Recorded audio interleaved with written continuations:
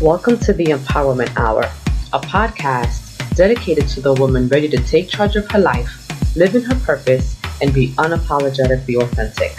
I am your host, Nancy-Ruffin, award-winning author, mommypreneur, and the self-proclaimed Latina-oprah who is dedicated to helping women unleash their power, discover their purpose, and live up to their fullest potential.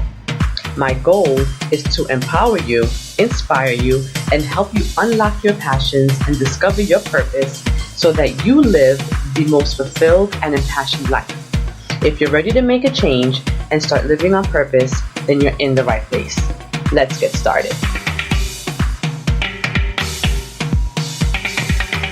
Hey guys, welcome back to another episode of the Empowerment Hour podcast.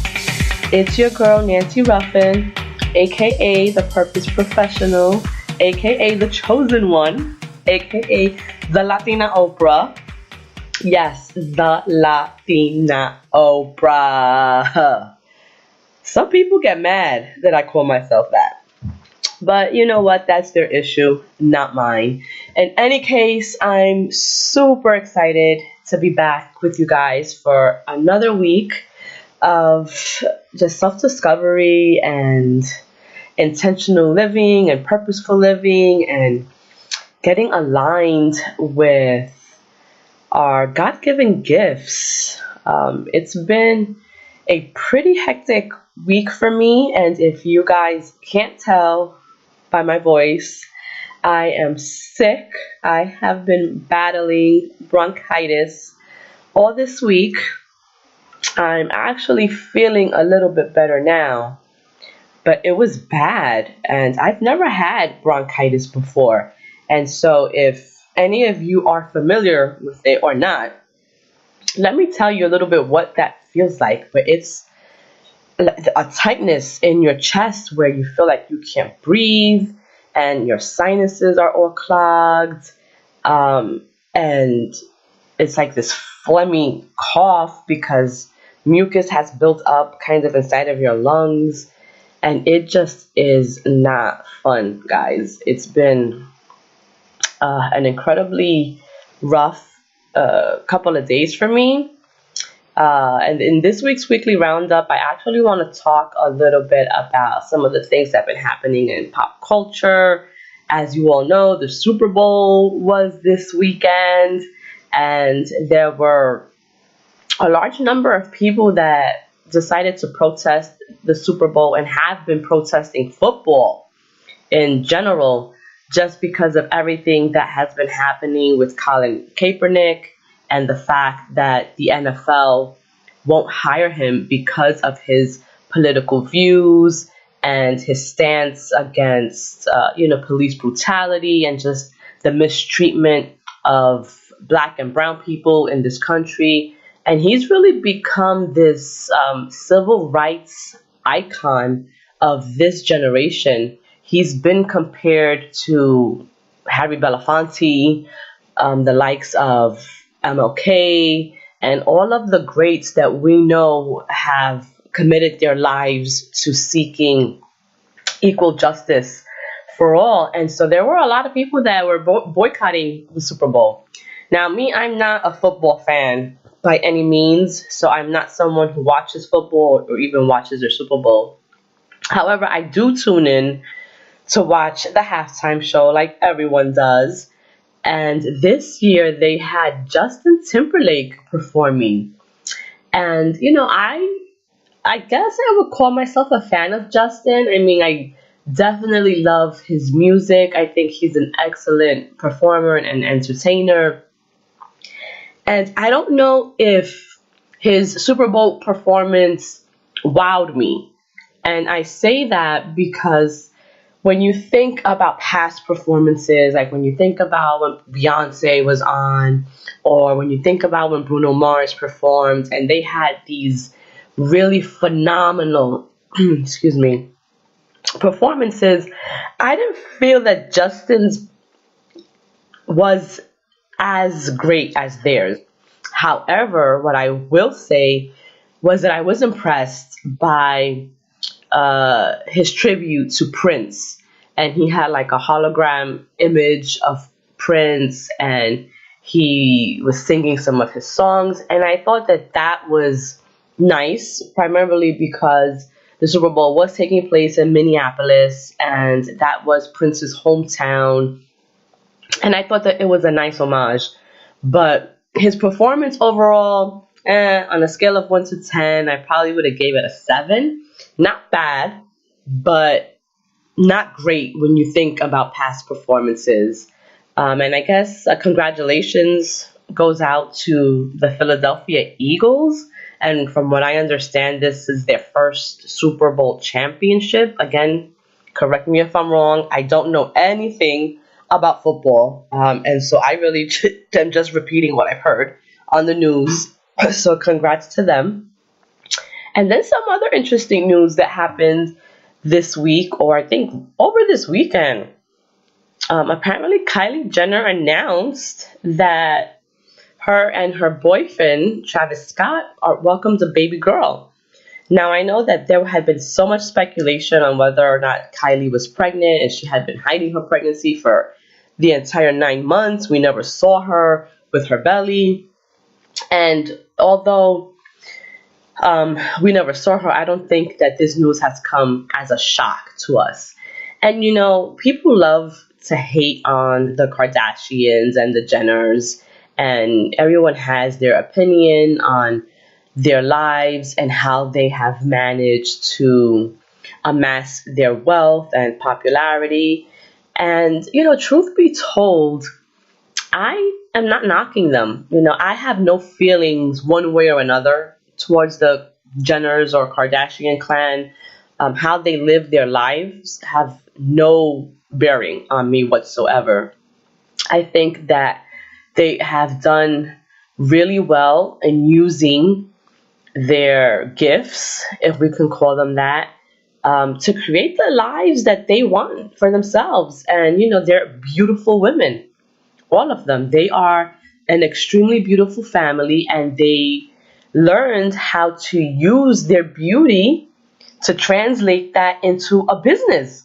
Because when you think about them, they don't have any real skill or talent. And you know what I mean by that is that they're not actresses, they're excuse me, they're not writers, they're not really creatives in any way. They have just learned how to make a brand and a business off of their beauty. And I think that they're incredibly smart and intelligent women to be able to do that and create this empire, not only for themselves, but for their children. They're going to leave their kids, you know, with an incredible empire or legacy to, I guess, to fulfill or to keep going. And you can't really knock that, because this is something that I talk a lot about, and that is figuring out what it is that God has given you, and use that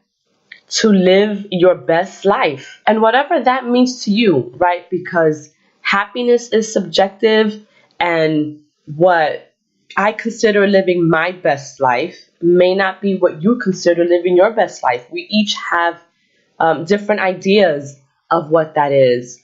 And I just think that it's really unfair and judgmental to knock these women for creating the lives that they want to live for themselves. I mean, from what we see, because they share a lot of their lives and their personal lives, they seem to all be very happy with who they are, with what they're doing, with where their lives are. And so who are we, or who is the public and the media to criticize how they've gotten to where they've gotten and, you know, doing what they're doing? Kim, as a matter of fact, recently just shared some photos on the internet, like she always does, showing her body. And people continue to criticize her and judge her. And I guess maybe because she's a mom now, maybe because she's a wife, and society has placed certain expectations on women based on these roles that we play or that we're in. And I guess because she is a mom and she is a wife, that she should no longer love her body, or she should no longer feel sexy, or she should feel embarrassed. And I don't believe that anyone has the right to criticize her, because at the end of the day, she isn't hurting anyone. And regardless of what we may think about her as a mother and the example she may be setting for her kids, I mean, one can argue that she is teaching her children to love who they are, to be confident in the skin that they're in, regardless of what people say about you. And you can't be mad at that. I mean, because me personally, as a mom, one of the things that is really important to me is that my children, my daughters, grow up to feel that they are beautiful exactly as they are, in the skin that they're in, the texture of their hair, and everything. And so, my girls couldn't be any more different. I have one who is really tall and slim with really tight curly hair. Then I have the baby who weighs as much as my 5-year-old. And you can tell that they're going to have different body shapes. They already have different, textures of their hair. One is darker than the other.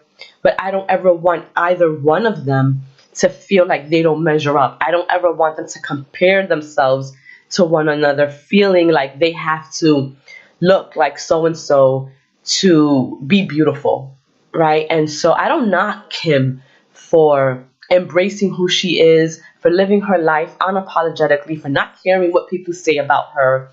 I think that in itself is an important message, and I think that that's something we should all strive for, not only in our own lives, but in how we are raising our children. Because I will tell you, the world is cruel, it is mean, and unfortunately, our children encounter this cruelty at really young ages. And so as parents, we have to be able to prepare them for that. And the way that we do that is by instilling in them that there's nothing to be embarrassed about, that they should never be ashamed about who they are, how they look, where they come from. And it's interesting because this weekend, on Saturday, I held my second vision board workshop. And I will have to tell you that it was such an incredible experience. And they always are for me, because every time I get an opportunity to unite women in a space who are virtually strangers, and they come in and they share some of their most intimate experiences, things that they've never really talked to anyone about, yet they come in here and they feel safe enough to open up to this room of strangers. And, I always share so much of myself, of my own life. And one of the things that I talked about is, the more I do this work, the more I step into my purpose, the more I acknowledge my greatness, because I believe that I am great. I believe that the work that I'm doing is important. And I do call myself the Latina-oprah because, again, and I don't have to explain it, but sometimes I feel like I need to clarify because it throws people off. And it's not that I am wanting to be the next Oprah. I don't. I am going to be the first Nancy. But she signifies everything that I respect in someone and all that I aspire to be. And so for me, there's no one in the Latina space that is equivalent to Oprah. And so my goal is to get to her level, but then to surpass her, right? Because we have to strive always for more. You don't ever want to settle. You want to set your eyes on the prize, and then when you get there, you want to kind of keep climbing. But I found that me calling myself the Latina Oprah offends people, and they can't stand it. And they question me, and it's like, and not me per se, but in their minds, it's like, who does she think she is to think or believe that I am that great, that I could possibly ever become, as big or as great or as powerful or as impactful as Oprah Winfrey, right? And to them, I don't owe them explanations, right? I don't ever have to explain to anyone who I am, because I know who I am and I know what I'm capable of. And so, yes, I believe that I am Oprah status, right? I'm Oprah level. And so I may not be known as much as she is, but I will be. But what I found is that I've heard this a few times, and not just from like one person, but there people get offended when I call myself the Latina Oprah. And initially, it would bother me, and I would become defensive, right? But because I'm human, and I think it's our normal reaction. But one of the things that I've learned, and I also have great women in my life that reminds me when I seem to forget that. But I've learned that the things that people are going through and their projections have nothing to do with me, and everything to do with them and what they're going through. And so for them, hearing me call myself the Latina Oprah is just a representation of everything that they don't see within themselves, or the things that they have not been able to create or manifest for whatever reason. It stems from a place of insecurity. And I get that, and I know that at the most, intellectual level. Yet the human part of me can still get defensive when I hear that. And then when that happens, I have my sister and I have great friends that check me and remind me of who I am, and to never let anyone make me forget that, right? And so I share that because I shared this story this weekend, in the vision board workshop. And then one of the attendees, this woman who I've been following for quite some time on Instagram, and we've connected, and she's just a beautiful, genuine soul. Her name is Charlene Nader. I would recommend that you guys follow her if you're on Instagram and you're not. I believe her IG is I am Charlene Nader, and she's also she kind of does similar work that I do. She's the founder of the GEM organization, and I believe that GEM stands for God Engraved Me. So she's another woman whose work is driven, is God centered and driven on the premise of helping others. And I think this is why her and I connect really well. It was like a spiritual connection. But in any case, she shared this story with us about her. I believe she said it was her 4-year-old daughter. She's her preschool age, so I want to say 4 or 5. And so one day, and I want to share this story with you guys because it was so extremely powerful, and it helps to put things in perspective, even for us as adults.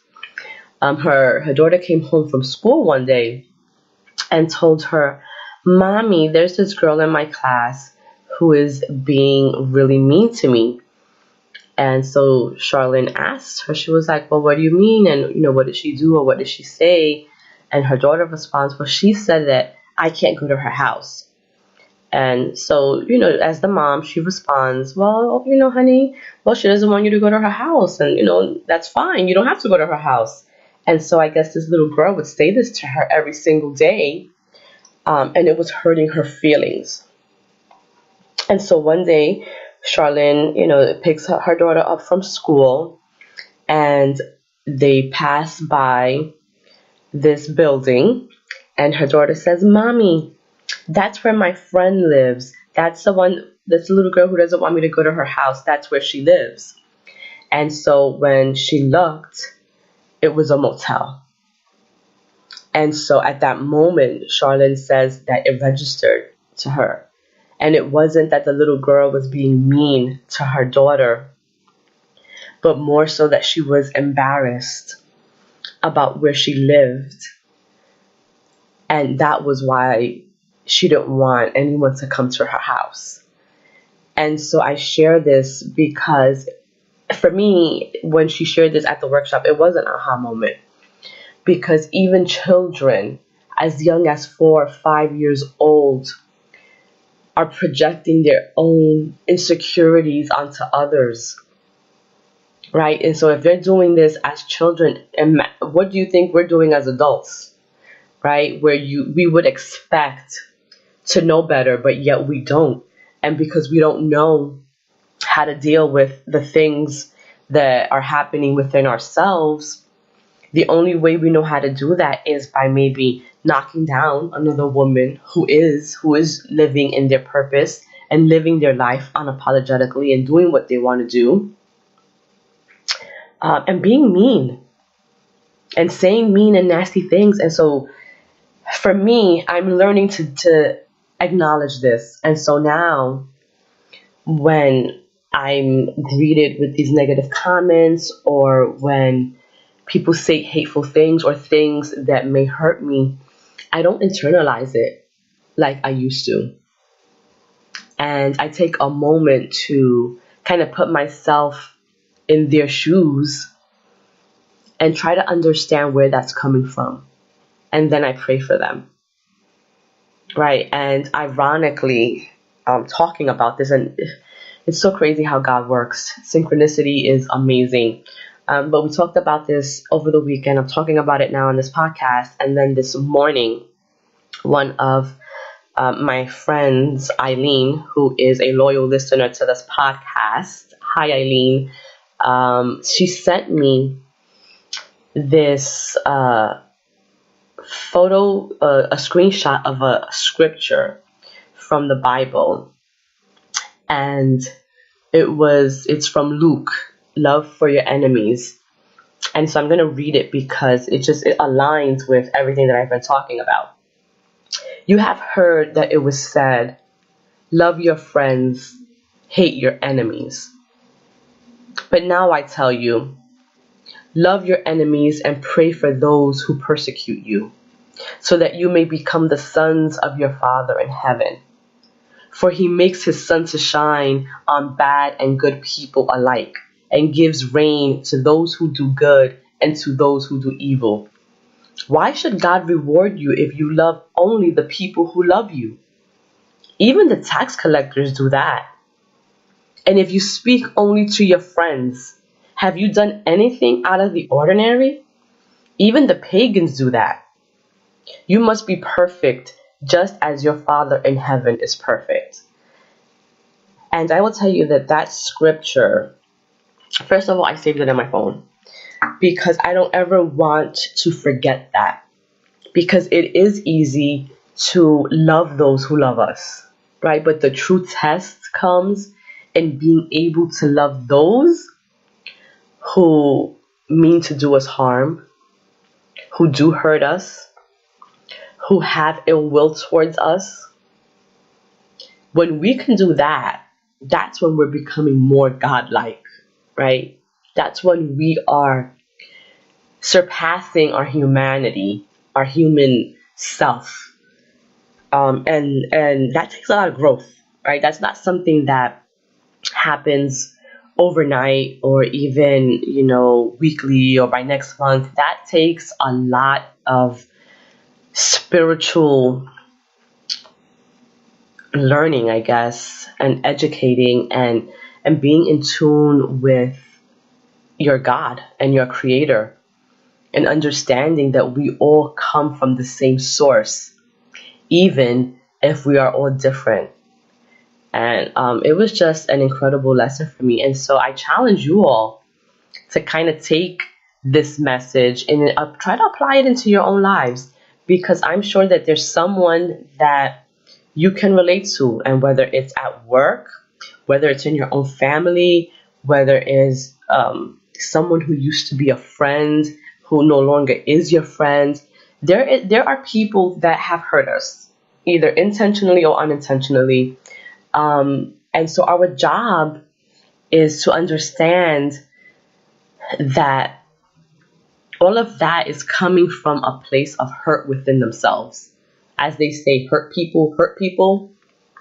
So we have to be able to kind of forgive and not internalize it, not hold on to it, but let it go and then pray for them. And today I want to talk a little bit about the power in sisterhood and allowing yourself to become vulnerable, because that is where the true connection happens. And I say that because I've witnessed it so many times, especially with this work that I do, especially in my workshops. As I mentioned, so many women come in guarded, they come in as strangers, and then something happens. And it's because I'm so open with my own life and I share so much of my own journey and my own struggle that women allow those walls and those barriers to come down, because now they know that they don't have to keep the mask on, because I'm no better than they are. I'm just like every other woman in this world. We all have the same struggles. Even if we're at different points or phases in our lives, we all struggle with insecurity. We all struggle with self-doubt. At some point or another, we've battled with confidence issues. We've felt like we're not enough. We struggle with our weight, with how we look, whether, we're successful enough, all of these things. And this weekend, I had the opportunity to invite a woman to come speak at the workshop, Anne-Marie Martinez, an amazing soul. She's just as beautiful on the inside as she is on the outside. And she is stepping into a new phase, I want to say, in her life. This is a woman who has been able to take all of her skills and talents and expertise from her past life in nightlife. She's been responsible for some of the biggest names and brands in the hospitality, and nightlife industries. And she came and she shared her story with us. And she was talking about how she was doing this work, but that it always seemed like it didn't sit well with her spirit and with her soul, because it wasn't who she was. And in a way, she wasn't being authentic. And so, she ended up having a breakdown. And in that breakdown was when her breakthrough came. And it allowed her to take all of the skills and talents that she had amassed in her previous life and now pivot into doing work that she loves and that she's passionate about.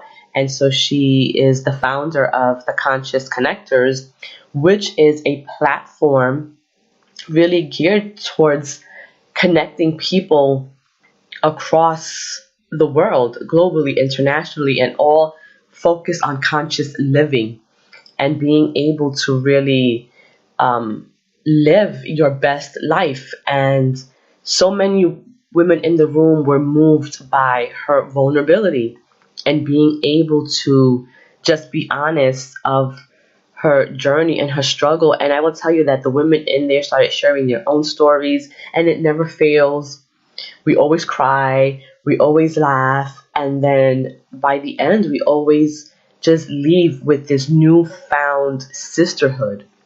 And one thing that I always find is that in these moments, when these women allow themselves to really take off the mask and become vulnerable, there's always another woman who reaches out and says, it's okay.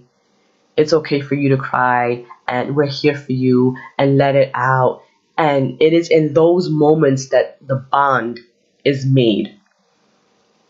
Because who of us has never felt low, has never felt unsure, has never cried, right? And all we want is to be seen, to be heard, and to not be made to feel like we're less than or like we're weak because we're showing this vulnerability. This, why can I say this word? This vulnerability. And there's power in that. And I think that that's where the real strength comes, when we can take off the mask, stop pretending, and let people really see us for who we are. Because we've become really great at pretending and making believe, that everything is great, and we feel like we have to hold it all together all the time. And I want to tell you that we don't, that you don't. That it's okay to be human. It's okay to cry. It's okay to say, I don't have this. It's okay to say, I don't know. Because when you say that, then you're opening yourself up and you're allowing another individual to say, you know what? You don't have to know all the answers. I'm here to help you. We can figure it out together. And that's the most important thing to me with what I do. Being able to provide that safe space for women. Being able to connect women in this way so that even though they walked in as strangers, they leave as friends. And I will tell you, and I've said this many times, this work is not work that I ever thought I would be doing. It took me a really long time to trust in women and believe in the power of sisterhood.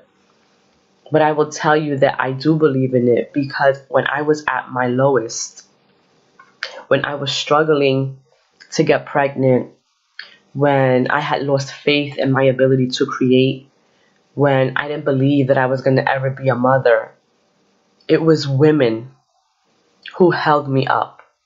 It was women who breathed life back into me. They gave me back my faith, not only in myself, but in God. They helped me to trust again. And they never let me go. They never let me down. And they were with me until I conceived. And those relationships that I formed as part of my own self-work journey, and in the self-help group that I was in back in 2011, those relationships still remain, and they will forever be my sisters. And these are women that can call me whenever, and I will always show up for them. And that is why I believe so much in the power that we have as women to hold each other up and to really be there for each other and to make change in this world. We're the ones that are going to facilitate the change, but we can't do it alone. We can only do that together. So I'm going to end this podcast with just saying, make sure you're fostering relationships with women. And if there's anyone in your life that you are at odds with or struggling to understand, just step back for a moment and place yourself in their shoes and understand that whatever is making the two of you clash has less to do with you and more to do with what's going on with that other person. And so with that, just try to be a little more understanding and forgiving and pray for them. So again, thank you guys for tuning in. I hope this was helpful. If there was anything in this episode that really stood out to you, I would love to hear it. And if you just want to share your thoughts with me, reach out to me on Instagram, send me a DM. You can always email me. I love connecting with you guys. So until next time, mi gente, you know what it is. Go out there and crush some goals.